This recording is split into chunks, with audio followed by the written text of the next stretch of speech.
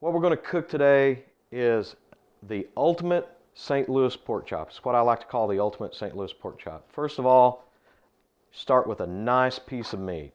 This is a pork loin that I'm cutting into chops. We're going to cut a slit into the middle, right here. Pita pocket, just like a piece of pita bread. I'll cut a little pocket into the pork chop and then mix my Italian sausage 50-50 with provolone cheese and stuff it down in there. One of the things I'm going to do to try to bring out the flavor in this pork chop is I am going to hit it with a little bit of a marinade just to make it wet on the outside, because we're also going to apply dry rub to it. And choose your own little favorite marinade. Mine happens to be obviously the Super Smokers BBQ Mississippi mud sauce. But we're just going to drag the chop through the marinade a little bit. Has its own spices.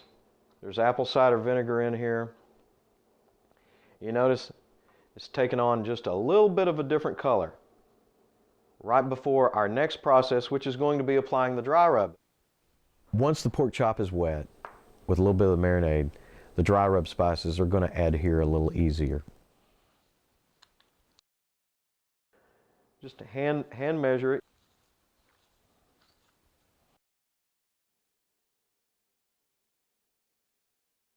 If you do a real good job of cutting the slit in the middle, you'll be amazed at the amount of Italian sausage and provolone cheese you can get down in here.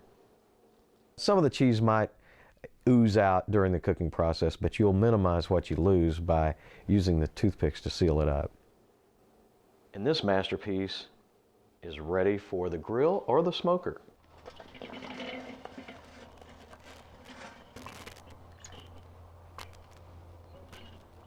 That's it. Last thing you do before you put your meat on is season your fire with some type of wood, your favorite smoking wood. Mine happens to be apple. You can use mesquite or hickory or whatever it is you like. Another thing that is key is your grid placement. I have a real certain way I like to do it, and I like to put the grid exactly like that. Notice where this opening is? That way, in case I want to add wood or charcoal briquettes to it, I can just slide them, let them fall right through there. They'll just slide right through. I can keep my fire going. That would be direct. Back over here would be indirect. We're going to draw our smoke and our heat over the chop. Notice the placement of the lid grid right here. I'm actually going to close it up for just a minute so I can get some smoke going. We're going to let it smoke like that for about an hour. Now, after letting it sit like this closed for a couple of minutes so that it'll get good and smoky, I open it back up and let it breathe. And now you can tell the smoke's rolling. Ah. Now, after about an hour of these pork chops just smoking on the kettle, I think they're ready for you.